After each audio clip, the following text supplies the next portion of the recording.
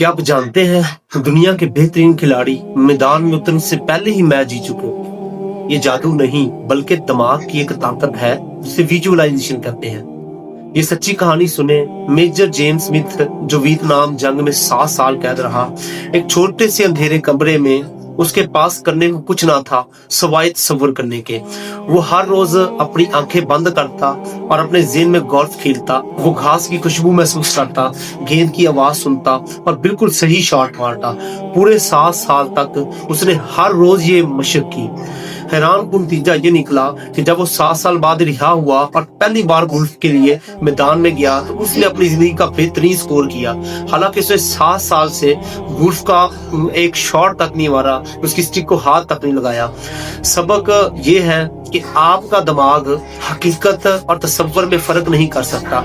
अगर आप खुद को कामयाब होते देखते हैं तो आपका जिस्म उसे हकीकत बना देता है। याद रखें, कामयाबी पहले ज़हन में आती है फिर मैदान में आती है। आपका सबसे बड़ा ख्वाब क्या है उसे अभी तसव्वुर करें और कमेंट्स में लिखें। मजीद ऐसी वीडियोस के लिए फॉलो करें।